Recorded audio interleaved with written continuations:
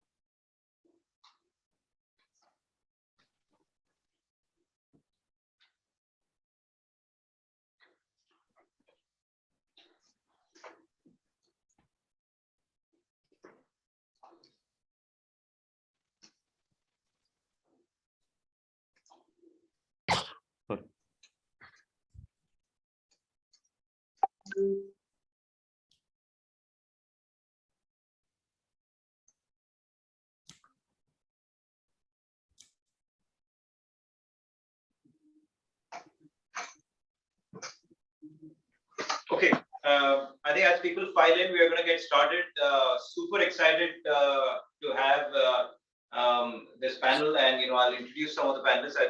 Before we start, just quick context on the state of the FinTech Union Soft 2 that we at Matrix are partnering with BCG on.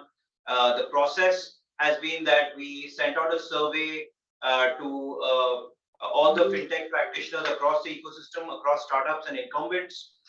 We have data from the survey that we'll showcase around the payments ecosystem to you, and then we're layering on that data with insights from people in that particular sector, and in this case, payments. Like I said, super excited about this panel because I went and did some research on each of the three of them, and I realized that they have done nothing but payments in their lives. And let me start with Amrish, who's the grand young man of India payments. He's done payments for 2 decades. From wave 1 to wave 2 to wave 3 to wave whatever we are on now, starting with First Data, and even before First Data, then as founder of PayU, and today as the CEO of Pine Labs. Thank you, Amrish, for joining us. Second, Madhu, and Amrish probably tops the list with 20 plus years in payments. Madhu is close with 15 years in payments, starting at Visa and now as the founder of M2P, on which a bunch of the fintech ecosystem builds on. And then Harshil, who's been, I think he's turned 30 plus, but he's spent 10 years in payments, and he's done nothing but payments in his life as the founder CEO of Razorpay. Thanks everyone for joining us. I'm going to hand over to Vivek to just introduce some of the insights from the payment survey, and then we'll open it up for the panel. Thanks, Vikram. And I'd like to just quickly go through some of the insights that are there. I think the presentation is up and running for everyone on the panel. So few things first up, right? So like Vikram said, we've covered almost about 125 people across incumbents, fintechs, different sectors as we've gathered these inputs. And in a combination of survey plus conversations that we've done, let me just quickly go through what's emerged out of it, right? There's a lot of bullishness about the innovation on the P2M side around credit products, going to offline merchants that we've heard from people in the payment space. And naturally, this is beyond UPI and what's happened already, right? So there are newer spaces that people are looking at.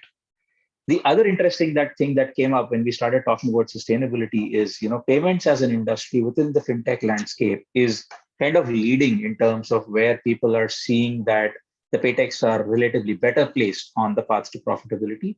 We will discuss with the panel a little bit more upon this as we go along today. There are a few areas that people mentioned around what's top of mind to them. Regulations are evolving, changing quickly, so adjusting to them.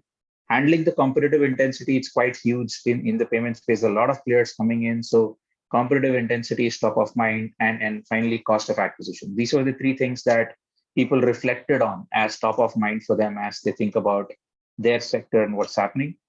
Strong sentiment on economics emerged. Different types of people we spoke to, incumbents, fintechs, people even outside the industry. There's a strong sentiment around economics needing to be commensurate. We'll debate and discuss that as well on this panel today. Beyond zero MDR itself, there was again sentiment around whole credit card guidelines, uncertainty about BNPL. Where will this play out? These were certain themes that emerged as we spoke to different people in the sector. One of the topics that came up is a lot of people in the payment space are talking about cross-sell of lending. Is lending going to become the holy grail for sustainability of paytechs? Are there other ways for paytechs to become sustainable on their own? Or is there a high dependency on this? So that's another interesting sentiment that came out.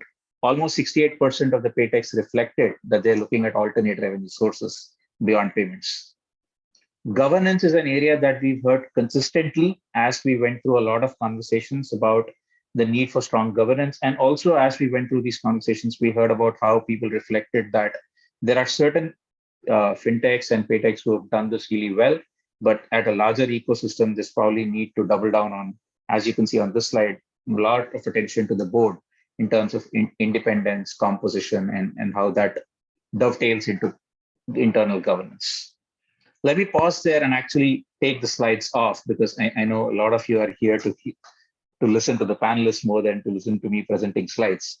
And maybe let me kick this off by just reflecting on the first sentiments of the scale and what's happened in India in terms of payments, right? I mean, the last 2 years have clearly accelerated the journey of digital payments, and with COVID coming in, we've really seen a hockey stick emerge in terms of where the payments have taken off. It'll be interesting to hear your thoughts. Maybe we start with you, Amrish, as someone who's seen this journey through 1.0 to wherever we are, like Vikram was mentioning, right? This journey that we've seen, the hockey stick that we've seen, how do you see that go ahead, right? I mean, how do you see this innovation go forward? I think two or three things have changed dramatically over the years, right? One thing is earlier, digital payments was much more a push which was being done by the technology companies, and banks and financial institutions actually were not very clear where do they place digital technologies. I'll give you two interesting stories just talking about how many years I've been around. I've actually fought with a State Bank of India chief general manager who told me if I don't drop the prices of ATMs, he's going to not buy ATMs and actually keep more people at the teller counter, and hence ATM will never be needed. So you start from that generation. Two, in 2009, at the height of the financial crisis, we did a joint venture with ICICI Bank, and in those days, deploying capex into POS machines and devices at the merchant location was considered to be a bad idea, almost to that point where ICICI Bank actually did away with their payments business. Fast forward today, what we are getting to see is banks and financial institutions see payments as a very important channel to build relationships with the end merchants. I mean, today we have banks where just payment channels alone are contributing to a float income or a float balances of anywhere between 50,000 crores to 100,000 crores, real numbers out there. So payments became pretty much central to what banks and financial institutions wanted to do. The second thing which has actually changed in recent times is with the advent of real-time payments, what has really happened is money still continues to reside in the bank and resides in the bank account. So banks continue to do what is important to them, which is hold on to money and make money grow, while everything related to movement of money and channels associated with it, that's where fintechs are playing. Now, that's a good news, that's a bad news. Good news is fintechs get to innovate, come up with new technologies, drive digital payments deeper into the market. But until and unless you're in the money flow or you're not owning portions of the money, you're not going to be able to create huge profitability in this business. So interestingly, what we have today is an environment where banks and financial institutions are very keen on what they are doing in the payment space, a fintech ecosystem which is throbbing, wanting to come up with new use cases which have a direct impact on the merchant. And then you have a supportive Reserve Bank of India and a supportive government which is driving payments forward. So I see no reason why we won't get to 1 billion transactions per day when it comes to UPI, for example. You know, I just reading the NPCI CEO talk about 1 billion transactions per day on UPI. I definitely see that happening sooner rather than later. So this trend will continue. One last point which I will say is that you know, payments is one of the only areas where you can be assured the future is better than the past. And you can't say that about many sectors. This is one sector you can be absolutely confident, go off to sleep and tomorrow will be better than today. Amrish, sorry, I'm going to pause you and ask you to double click on the present, which is, you know, when you're really one of the largest payment players out there. Talk a little bit about revenue scale and potential for profitability just for people in the ecosystem. See, Vikram, the first thing what you need to really, you know, get to the heart is that if you are close to the point of transaction, you will always make more money off it, right? So for example, if you are at the point where the checkout is happening, you will always make money if you're at the point of checkout. If you are away from the checkout, then you're not going to make as much money. So that's point number one. Point number two is you also need to find out what are the areas where lazy money is lying. Right now, the lazy money is lying in credit. So for example, nowhere in the world anybody makes NIMs in the region of 3.5% and 4%, but you still get to see banks and financial institutions coming up with results where NIMs are at 3.5 to 4%. So obviously what people are saying is that if you can be at the point of checkout, you'll make more money. Second is if you can come up with a seamless way in which credit can get delivered, you will make money. I think the last piece to it is, and that's the holy grail, which I have to say nobody has cracked today around the world, is if you can become the preferred choice for the consumer for making the payment transaction, and if you can find a way and you can monetize from the consumer direct, I think that's really, you know, you're golden if you can do that. And I have to say, I haven't seen a company which has been able to do that successfully. You know, you can say a Tencent, you can say an Alibaba, but if you look through those numbers, core payments doesn't make more than 4 bips or even 3 bips a transaction. There is no way in which they are monetizing the consumer. What they are doing is still monetizing the consumer in some of the other areas. What we've tended to do is we have actually looked at payments in a completely different way, where we've looked at payments as a technology first play rather than an MDR play. You know, one of the things that people don't realize about Pine Labs is less than 1% of our revenues is associated to MDR. We literally have no revenues associated to MDR. Nothing of my doing. It's really what I was gifted when I took over this business. Everything really comes out of what we built on the technology. Now, once you get into technology, it just brings a higher standard requirement for us. And then we've obviously invested into that. We've got to a point where we are now getting close to about $250 million of revenues on a net revenue basis. We've been able to find pockets of revenues. People don't realize that less than 35% of our revenues now comes out of the POS business. In fact, the only business of mine which I would say is not a healthy financial business is the POS business. Everything else seems to be in a good state. International is doing well. Transportability of products which you have generated here in India and taking it global is a very interesting trend which could get followed. But I think India is something that you've got to build for the next 10 years. I mean, you know, we can get very frustrated in the short term if you look at all the things which is happening. The regulator is tightening up. You know, merchants are wanting to spend less on a payment transactions. Consumers are changing apps because there is no loyalty out there. All of these things happen. But as you work through this, I think your abilities to increase your net revenues in a market like India will be very high. Super boss.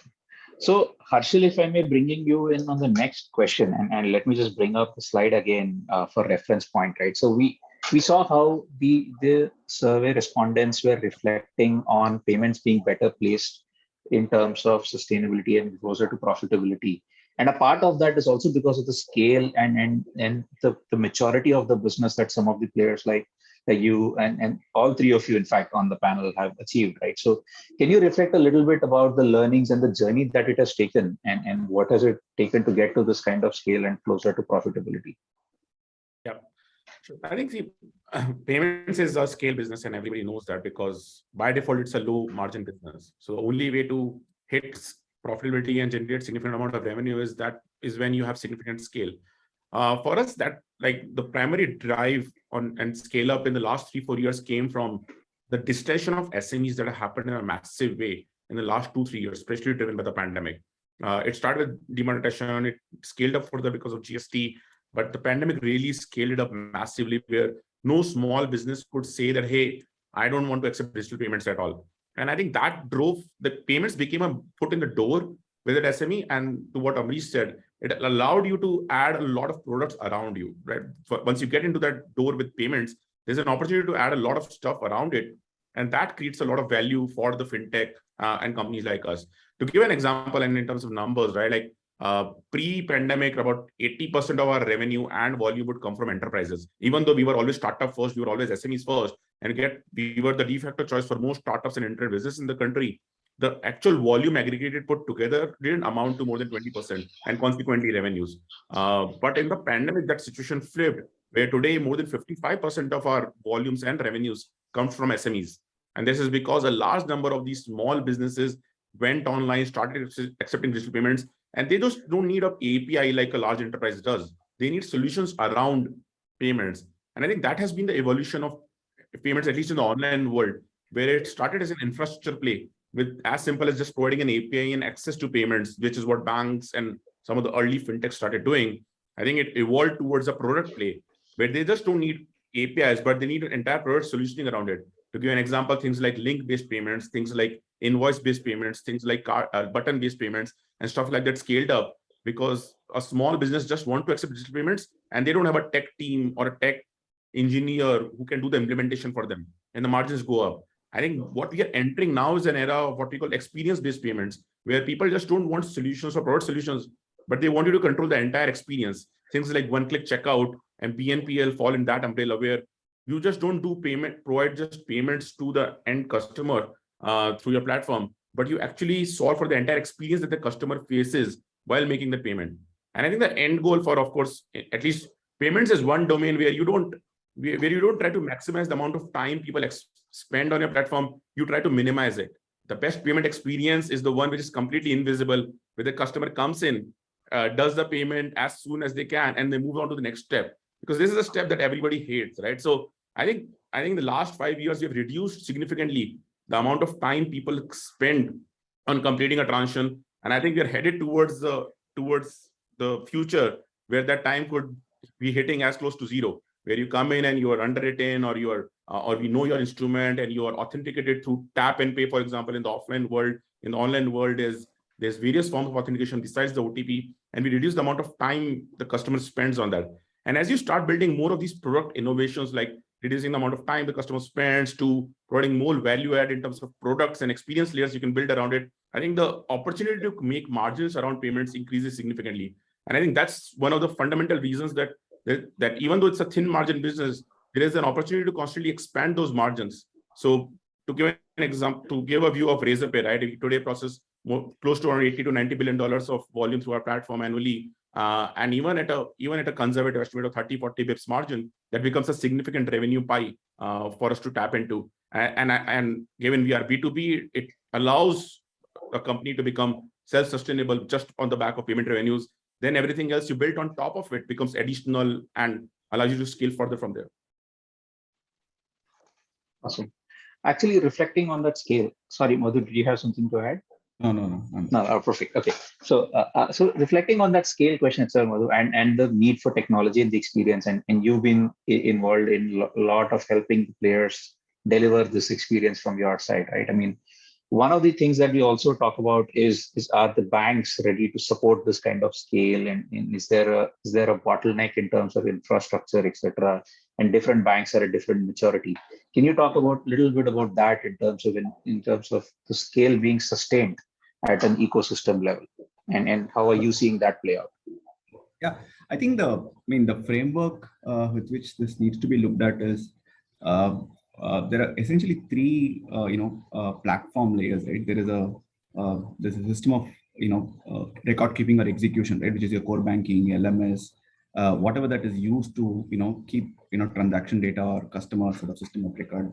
And then there's a system of exploration, which is like LOS or payment systems and things that are anchored or layered on top of it, right? So when UPI took off, a lot of the bank's core systems were struggling, right? So which meant that you would had outages which ran for hours together. You don't see that, right? It took banks time to actually recalibrate their systems to be able to meet that need. And payment is fairly simple in how expensive it can get as far as transaction process is concerned, right? You hit, it's an yes or no answer that the core banking will have to give, whether you have the money or not, right? But if you actually layer in new tech that is coming in around account aggregator, now it's heavy duty in the way they are structured technologically, right? So it gets very expensive on the core. So you will have issues, scaling those platforms, right? To that extent, banks are always playing a catch up where they're actually building for today while they should be building 2-3 years out, right? So they're looking at the demand cycle as it is today and assuming that there is 3x 4x growth, right? Obviously everybody does that planning in terms of their tech requirement and all that.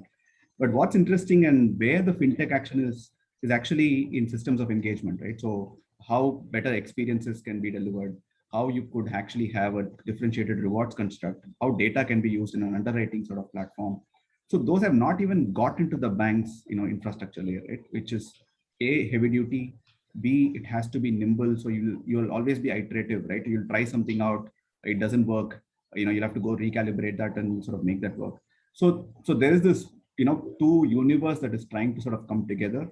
I think banks are slowly doing that catch up in terms of how calibrated their systems can be to meet demand that is visible. I think the invisible demand is not yet, planned for.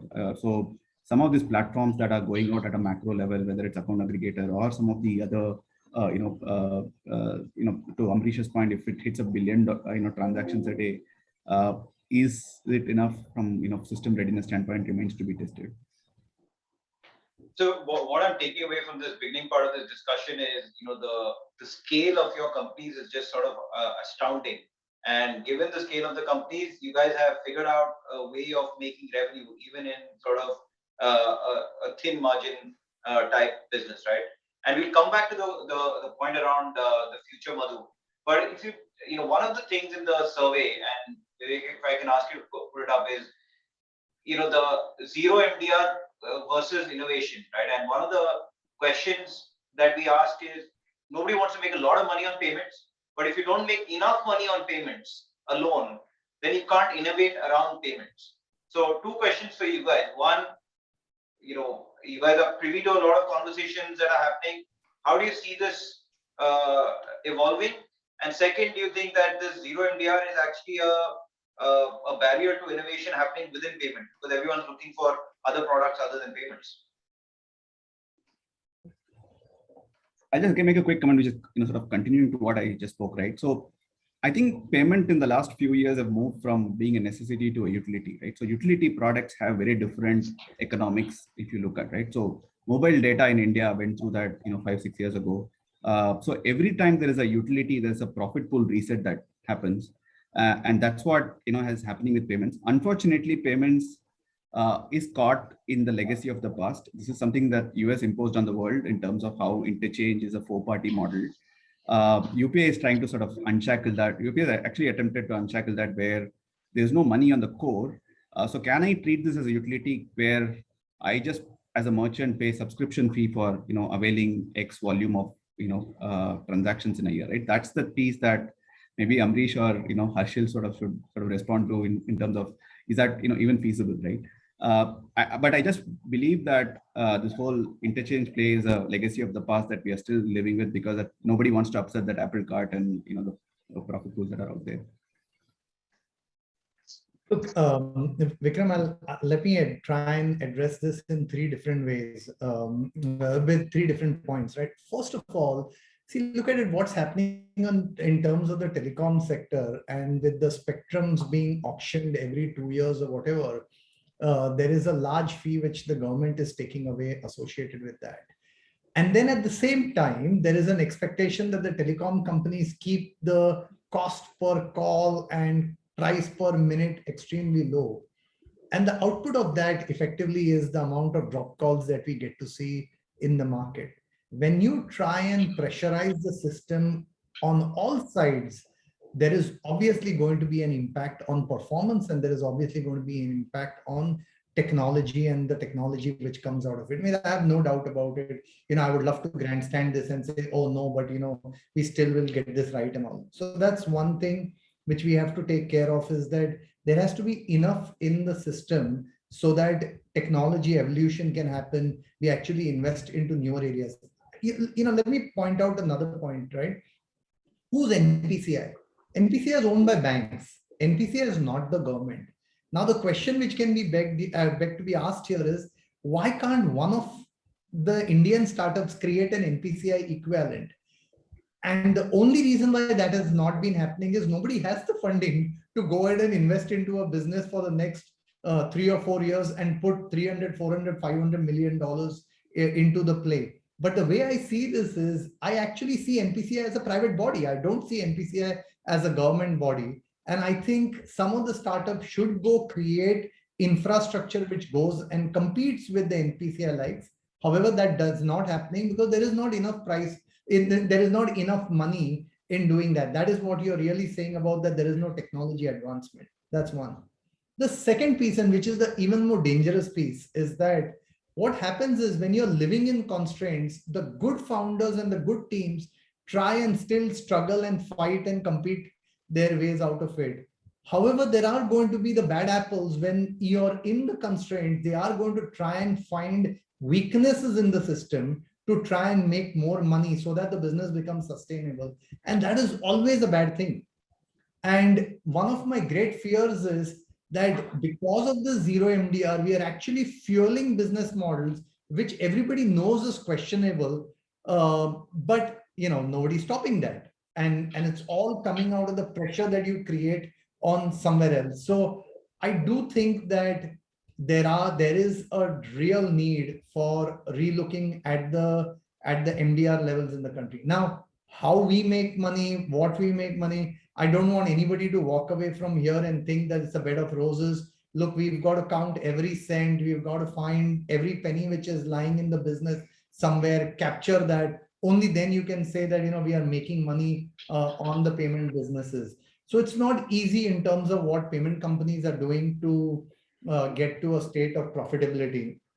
It'll be just great if, there could be a 15, 20, 30 basis points, which could actually come to the people who are building out the infrastructure in the country. Yeah. Harshil, do you want to add something? I think Amrish pretty much covered. Let's want to add, let's see, for end service provider like us or most fintech servicing the end merchant or end consumer, there'll still be opportunities to make money. There'll still be ways to make money outside MDR, like Amrish said. Like the challenge is the core infrastructure providers, right? Like no matter how much we innovate and how much great products we build on top, at the end of the day, the transaction has to hit the core infrastructure of various banks. And if they don't have any skin in the game, if they are not making any revenues out of it, then long term it becomes extremely hard for us to drive any innovation on the base layer. And without innovations on the base layer, we'll continue to see similar issues like we face in the telco world, that transactions will get stuck, they'll get dropped off. The new features that NPCI launches wouldn't reach the customers at the right time because the core infrastructure providers don't have incentives to invest in that. And we are already seeing some of those things come out. Like we already see that in conversations with various banking institutions, where they feel that why should we invest in UPI when it doesn't make money for them? So I think it's important to be aware of that. And I think there is ways to tackle the problem without hurting the small merchant. There are ways to build that incentive through larger merchants, through different sectors, and find, we don't need to go by the same story that Visa, MasterCard built out in the US market. We can come up with our own approach. but a completely zero revenue approach isn't going to sustain for very long, especially if you're depending on this to be the core driver of India's digitization journey. If we expect that, like Amrish said, like $1 billion of payments to move through such platforms on a daily basis, a lot of investment will have to be made. It's not as simple as, hey, we have built it today and let's keep putting more volumes to it. It will constantly need to be re-innovated and rebuilt grounds up based on changing needs of the ecosystem. And there has to be enough incentive for everyone in that game to make that investment. I just wanted to add in 2 points here, right? One point, for whatever reason, people think that this whole payment space is a crowded space. And I actually think that it is ridiculous in terms of how low the competition is in the payment space. And I'm telling you, the reason why the competition is so low in the payment space right now is because everybody is thinking that, hang on, there is no money. How will it justify it? At what scale can we make returns, right? I think it's important to have 10 payment gateways, 10 offline payment partners in the market. Only then India will be serviced properly. And I actually think that the reason why we are not getting to 10, 15 different payment gateways in India, purely because of the fact that there is not enough money to be made. And I think that's something which you have to solve for sooner rather than later. No, I love this open, candid conversation that you guys are having, and what I hear from you is a very, statesman-like view around the fact that if we don't have the surplus, we will not have the innovation, we will not have the competition needed to service the user, and then we will end up in bad habits like data monetization around the user and things like that, which none of us actually endorse or want to do. Absolutely. Absolutely. So if I may just extend this conversation slightly to the right of the next slide, right? I mean, and Madhu, maybe you can come in on this one, which is zero MDR is of course one challenge, but the other area which people have talked about as they've thought about this is the whole cards, BNPL, and of course the PPI layer on top of this, right? In terms of the emerging or evolving stance on what can be done, cannot be done, etc. Do you want to come in and talk about a little bit about how you're seeing that and what does it mean to the industry and sector? I think BNPL has been a sort of interesting play in the last 12, 18 months. It's seen a lot of money come in. It's been in the news for all the right and the wrong reasons. But I think this journey started like 4 or 5 years ago, right? And to a point where March 22, India did, all banks put together did like 1.5, 1.6 million cards. The BNP Fintechs did about 2.2 or 2.3 million cards. They were already having banks, lunch, right? So therefore, clearly, there was one universe which was, seeing that growth impacting, it is what it is, right? But I think the more fundamental, aspect, if you see, there are only about 5 or 6 banks that are doing, reasonable scale as far as credit cards are concerned, right? So if you look at beyond the top 6 bank, there exists none, right? So it's probably a very small shade of what the top 5 or 6 are doing.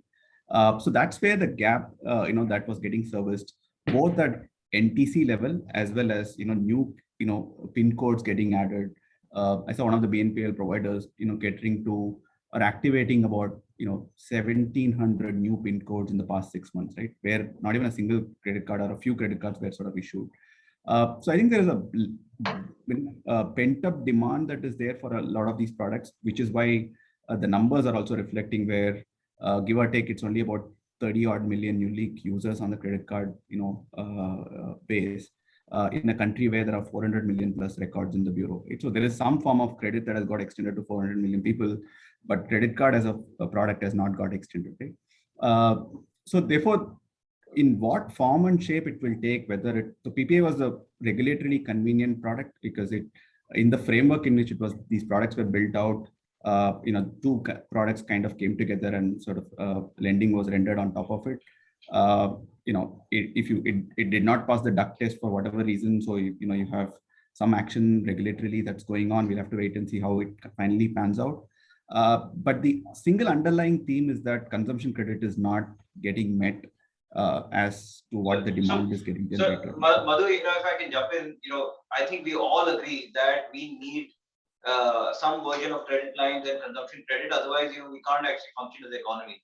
Absolutely. I guess the question is, how could this have been handled better by everyone in the ecosystem, right? Because we all agree that this is the need of the hour, but what could we have done differently, right? And I'm saying we, as in all Vikram, participants. innovation, that's what it breaks, it always operates on the edges, right? So you have a certain point where somebody wakes up and say, hey, guess what's happening? Let me see if this is good or bad, right?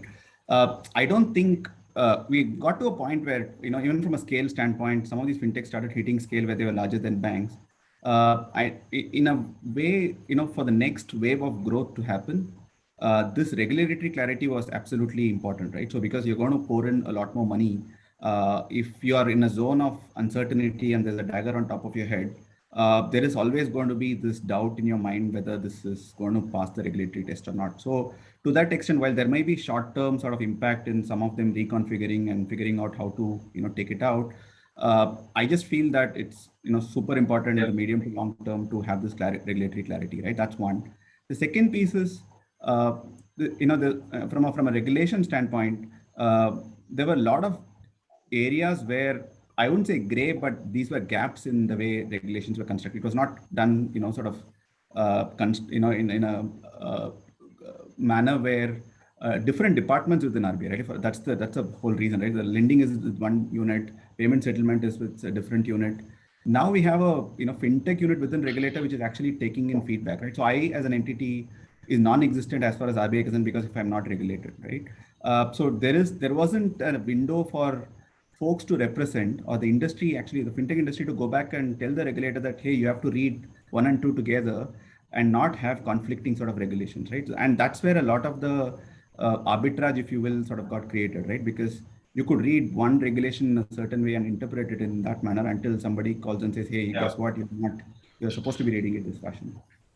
Harshil, Amrish, if I can just ask you guys to come in on, you guys have lived through multiple waves of this. What is the best way to approach the RBI, especially in the new world, and make sure that you're sort of quote unquote getting the blessing on sort of new innovations?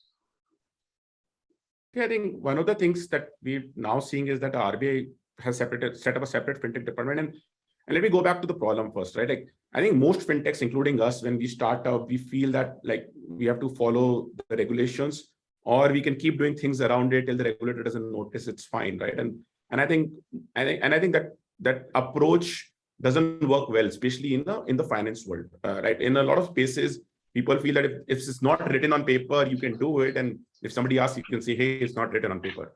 But in the financial world, that doesn't work, right? I think the regulation is a lot more around the spirit and what is the purpose of the regulation, rather than what is explicitly written down there. And I think a lot of startups struggle with that to go with that approach. That at least with RBI, what we've seen is that a proactive approach works best. When the regulators suddenly notice that something has happened and you surprise them, I think you generally face a lot more action. And I think it's generally best to go to them and say, hey, this is what we are thinking, this is how we are perceiving things, and this is what we are going to do about it. And you may get asked 10 questions at that point of time, 20 questions, but it's just better to answer those questions and move on to the next, to the thing that they end up allowing. I think that is the approach that a lot of fintechs are now trying to undertake. And I think the fintech department also encourages that approach. But I think we all need to understand that I think a lot of changes that are happening, and yes, innovation is important, but at the end of the day, the regulator is worried about the small guy on the street, right? Like, does that small person understands that what he has taken is a loan versus what he has taken is a payment instrument, right? Does he understand that why his CIBIL has been hit, right? And those questions are important for the regulator to answer. And unless you go and talk to them, it's sometimes hard to understand that perspective when we are thinking of innovation for the top 1% versus the regulator is worried about how it impacts the bottom 1%. I think that difference in perspective is hard to understand sitting in the startup itself, right? So you have to go and speak that to regulators and sometimes answer those tough questions that you might not even have thought of, right? And I think that approach is needed very strongly. And I think in the last 3-4 years, yes, the payment ecosystem has gone through a lot of changes. But one thing that the payment industry does well is keep engaging with the regulators, right? Like, so whether it was something as simple as UPI and UPI 2.0, something more complex as tokenization, which got extended twice because of constant engagement with regulators, right? So a lot of these changes, when they're happening, there's constant engagement with the regulator. And I think one of the reasons that has happened is also because there is a dedicated focus on payments, both from the regulatory side as well as from the startup side. Vikram, I'll actually add a few points which are to the contrary to what I would say contrary to what Harshil said, but I think even more extreme than what Harshil said. I actually talk about this, that from 2006 to now, I have never walked up to RBI ever in my life, from 2006 to now. And I'm actually super proud of the fact that we haven't gone. In fact, recently this PAPG license which came through, I mean, till that day arrived, I had no clue where our PAPG license is. Absolutely no understanding of where it was. Till the time somebody called up and said, hey, it looks like your PAPG has been approved. I'm saying, really? Okay, that's fantastic if it has been approved. Now, the point I'm trying to make out here is that we are dealing with money. We are dealing with trust. We are dealing with consumers who are uneducated and consumers who might not have a certain language primary. And hence, it is almost upon us in the fintech space to take the responsibility and build the business in such a way that there should be no ambiguity in your own thinking process that is this kosher or not kosher. Now, I have to tell you this, that the recent move around prepaid and credit on prepaid not being allowed, I had just not seen it coming. In fact, 2 weeks before that, one of the investors had called me up and asked me saying, what do you think of this model? And I said, this is absolutely kosher. There is no problem in this. This should work without a doubt, only for RBI to come in and take even an extreme position which says that, you should understand the philosophies with which we are working. And my only point on that one is that I think RBI has been hurt by what has happened on these Chinese apps which were out in the market, lending which is happening at some crazy rates, where lendings were happening at about 100% and more. And those few actors out there have given a bad name to fintech. And I think we've got to work through that. But honestly, I actually feel that the best model in this one is don't go to RBI. By the way, I'm going to share an interesting one. So the other day I had Shaktikanta Das next to me on a flight for 2.5 hours. He was right next to me on the flight. I have to tell you, 3 times he did ask me saying, what's your company name? The 3rd time I actually told him, sir, Pine as a tree, Pine Labs, Pine as a tree. I'm happy that he still doesn't remember Pine Labs, because when the regulator doesn't know you, you've got to be worried. But if the regulator knows you, I'm telling you, it's sheer panic after that. Yeah, I hope everyone can do what Amrish does, which is never to go to the regulator. But I would take the by and large advice, especially for people who are innovating in sort of new spaces and they want to, is actually go to the regulator. You'll find that you'll be surprised that it's a very curious and progressive regulator, and take some of the questions sort of head on. So Vikram, just one point, right? I think it's important to understand regulatory licenses, by the way, is only sort of questioning who can do, right? So the RBI, if you actually see, they don't actually come in and ask you what you can do. So there is, even for banks, there are no DBR caps, there are no APR caps. That's why banks actually charge 60% on their credit card businesses. Okay, 60% APR, right? So therefore, regulated licenses and what and who can do is where RBI is spending a lot of time, and rightfully so, because of, you need to meet certain fit and proper because you are dealing with customers' money. But the innovation is about what you can do, right? So all of what Bajaj innovated around, BNPL, the first, sort of avatar of it, there was no precedent to it, right? They went out and put kiosk in every, mom and pop or white good retailer and created that model. So the what of it and around the innovation is still, wide open, right? So, and you could still partner with some licensed entity and continue to sort of innovate and go about doing your business. Interesting segue. I mean, if I may just go to the whole governance topic, right? And I think Amrish, you brought that up. Harshil, you spoke about need for a little bit of self-governance in this, right? And one of the topics that we had asked in our survey, and it was reflected upon largely, is about how fintechs can think about governance, right? And all three of you have operated in an area where there's a lot of sensitive information. Payments is very close to everyone's heart. Even a small 30 paisa going away here and there, noise is created, right? It's not easy to work with this. So as entities, as startups, fintechs look at setting themselves up for scale, and how do they think about governance, and what's your experience been on that journey, right? And what are the do's and don'ts? And if I may just tag on, one is sort of governance at the company level, what kind of committees, what kind of governance that you have at the board level and so on, and how you built that.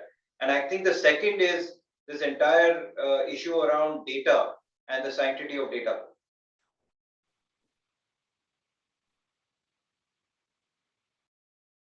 Maybe I'll go first on this one. See, addressing on the data part, Vikram, what is fairly clear is that what RBI is saying at this point of time, that do not trade your data with anyone. May that be a sister company of yours, may that be a company in which you're invested or a partner. But at this point of time, RBI is just not allowing any sharing of data or any trading of data. And I would go to that extent and say that if there is even a semblance of data sharing somewhere happening, RBI is coming down extremely hard. So it's very difficult to turn around and say, oh, I have another entity which is doing credit while this company does only payments. RBI is just seeing through all of that with saying that, okay, so this company collects the data, that's the company which is lending, that's not allowed. How are you maintaining the distance between that? So obviously, data sharing and any of those things is being looked through in great detail. I think in terms of governance and management of the businesses, and at some point in time we were preparing for an IPO and all of that. In that scenario, obviously we had to go through all of the internal auditors, external auditors, looking at reporting our financials in a certain way, no gross revenue kind of reporting, no vanity metrics reporting and all of that. And that obviously makes you look at the business in a completely different way, makes you understand what is important as you build your organization. The other piece is, this is just digressing away from fintechs. I think this is relevant to any other organization. I think it's equally important to have strong individuals within the organization. One thing I can share with you about Pine Labs is I consciously went ahead and brought in a CFO who's a non-Indian CFO. We brought in a German guy as our CFO. And one of the reasons which at least I was very keen on doing it is that I think it's very important to have somebody who's thinking slightly different than the cozy comfort group that you eventually end up creating. And that allows you to maintain some checks and balances out there. I think on the board, and while we talked about board composition and independence, look, I'll be the first guy to turn around and say that founders at some point of time want complete freedom in terms of how they run their business and really don't want to have interference, especially in the growing days. If you're a public listed company, you're opening up for scrutiny, and you should obviously understand that you'll be run in a different way. But as the company is growing, I'm sure even Harshil or Madhu would be the first one to say, I know where we are headed. This is my passion. I'm going to do it right. I want less interference in that one. So I think in a way, I would say most founders love the fact that there is a board member who's supporting you rather than, interrogating you on small matters. But I think the board should definitely play a role wherein they guide you, show you what is the right thing, and take you in the right direction. However, the integrity of the leadership team, I think that's the most important piece. How they conduct themselves, what do they value as they build their company culture. I think that overrides every other mechanism that you would want to put within the company. Yeah, I think a couple of things I would add is that, I think if you're operating in the domain of fintech and you expect to become a large scaled business in the fintech domain in India, at some point of time, you would have to get into some sort of regulation, right? Like whether it's PAPG for us, whether it's credit for some companies who are doing credit, whether it's some other form of regulation. And one of the most important criteria in any regulation in RBI is what they call fit and proper criteria of promoters. And like it's sometimes very confusing for people to understand what fit and proper criteria is, but it's very simple. It simply put is your reputation that you've built over the last 5 years, 10 years since you're operating in the fintech domain. And I think that's where what Amrish spoke about, like the integrity of the team is very critical, not just from the day-to-day operation of the company, but at some point of time you want to get into regulated spaces, you want to get a license and stuff. Even though the regulator might not be questioning every activity that's happening on your corporate side today, those things will be made note of when you want to get to that license, right? So it's important from a long-term scaling up of a fintech organization to have that integrity built in right from day one, to have strong internal checks and controls, because even though you at top have integrity, you need to ensure that your team is following the right compliances and regulations at the end of the day, and you maintain that reputation over the years that you're building. Even though you're a small company today, you'll become a multi-billion-dollar company in next 5, 10, 15 years, and at that point of time, all of those actions that you took even 6 years back could be questioned, and you need to ensure that like all of those actions are justifiable and within the purview of regulation. So this aspect becomes really important, especially in the domain of fintech, because at some point of time these questions come back biting you. Madhu, any thoughts from your side? Yeah, I think in the way we have gone about it, just from our own personal example, we've kind of enhanced our bench strength at every level in terms of control functions, right? And the best way, because most of the things that we were doing, it would fall, part of outsourcing guidelines from a regulatory standpoint. And the contrarian view in this is that the changes are happening so rapidly around data, what can be shared, what cannot be shared. At a board member level, to actually have full knowledge and domain expertise of saying, this is what you need to do. We have not been able to get that, right? So we would much rather focus on having senior folks who have soaked in some of these regulatory changes in the banks or in some other regulated sort of institutions, come in and sort of steer the ship. Is where we have found the sort of right rhythm. That's how I would sort of put it. Guys, just to round out the panel, one of the comments that both Amrish and Madhu made early on is that the future is sort of brighter than the past, and Amrish always has these one-liners that stick. So what is sort of happening in the ecosystem, both from a ecosystem, there's RBI Vision 2025 that's happening and so on. So what's happening in the ecosystem that you're most excited about, and what's happening in your organization that you're most excited about?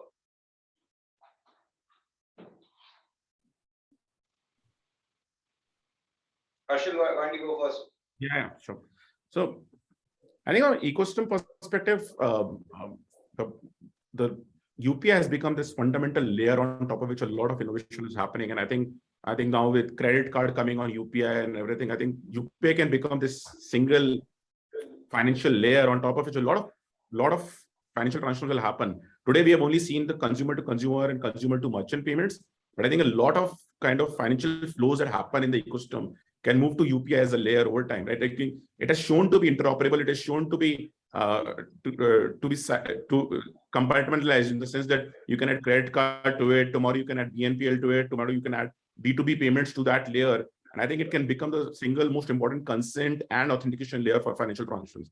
And I think that's where the ecosystem is headed. And I'll look forward to how credit card and UPI comes in, and then going forward, how other aspects of money flows can come into that layer. And maybe we have alternates to UPI as well. If the NUE conversation and something like that goes on, then we'll have other forms of UPI coming in and other kind of these consent and authentication layers being built out instead of just being the single one. But I think the technology itself is exciting. The consent and authentication layers, which are built for the mobile first generation, allows for a lot of use cases that we've never imagined before, and allows India to build its own financial stack. From our perspective, I think, Razorpay's perspective, I think the thing that I'm most excited about is that while we have scaled up on payments a lot, I think payments is just start of the problem.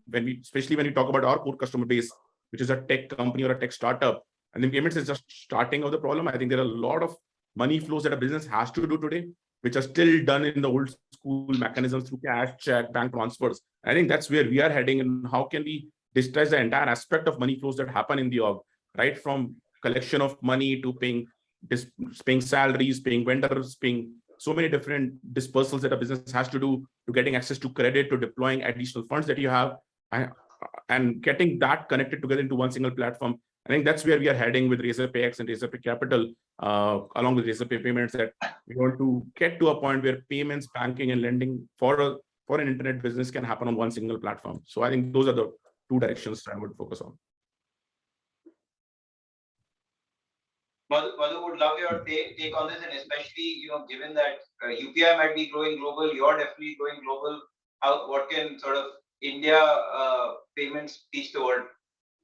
Yeah, I think the something that came out last couple of months back from RBI around digital banking units, which is very interesting from a regulation standpoint, which allows a bank to have a board-approved policy to have a dual core, right? So think of it as the same bank running two core banking sort of systems, right? Which is largely aimed at how do you, sort of operate in the sort of data world, and aimed at helping banks build out tech stacks, cloud first, and stuff like that. So we are very excited about that. Bunch of acquisitions and our platform splitting that we have done is aimed at something to sort of like this to sort of play out. So at a macro level, we are pretty excited about the fact that the whole banking industry is moving towards a new tech reset, if you will, right? So that's exciting, and I think in the next 3, 4, 5 years, if account aggregator, for example, sort of takes off in a meaningful way, we would have very differentiated products that are not seen anywhere in the world come out of India.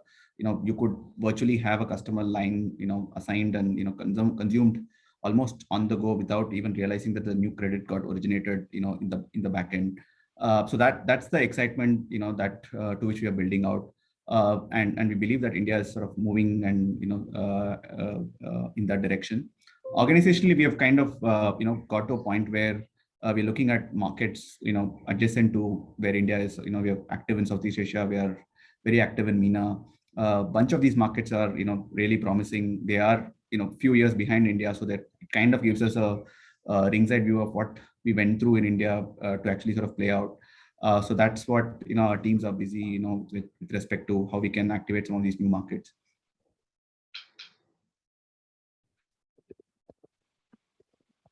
Amrish, you're on mute. Amrish, we can't hear you. Yeah, I was just saying from our point of view, I think there are two things which are very exciting. One is on the play between payments and data. Right now, data is looked at separately, payments are looked at separately. I think that combination is going to come together to open up a whole bunch of opportunities out there. And we are seeing this across the world, right? When you look at what Stripe is doing, what Plaid is building, and how each one of them is interfering into the other space. I think the same is going to happen in India as we move towards open banking, API banking infrastructure. Payments coming together is just going to open up a very big segment, and that's something that we really want to tackle. That's one. The second thing is when you look at the intersection between payments, tech, and consumer, I actually think that's a very, very complex area, and that area is going to be an area where huge revenue pools are going to be available at. So what do you do to bring together all these three together at the point of purchase is something which has been driving us for a long period of time, will continue to be of interest area going forward. And I think that's where the entire revenue pool is going to last. So these are two areas which excite us, keep us worried. And then besides that, the obvious one is after this call, I'm still going to go and find where that 1 cent is lying so I can pick it up and bring it to the P&L.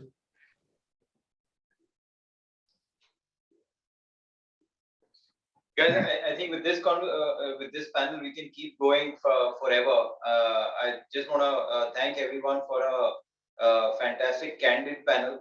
And like we said at the beginning, we are going to use some of these insights to enrich some of the data that we have, and we'll be sharing it with the ecosystem. Vivek, I don't know if you had any closing thoughts. No, I think we went through a real journey, and like you said, I lost track of time in between as well. So thank you everyone for this conversation and being so candid in the forum. We really appreciate that. Thank you. Thank you. Thanks, Vivek. Thanks, Vikram. Thanks, Harshil. Thanks, Madhu. Thanks everyone.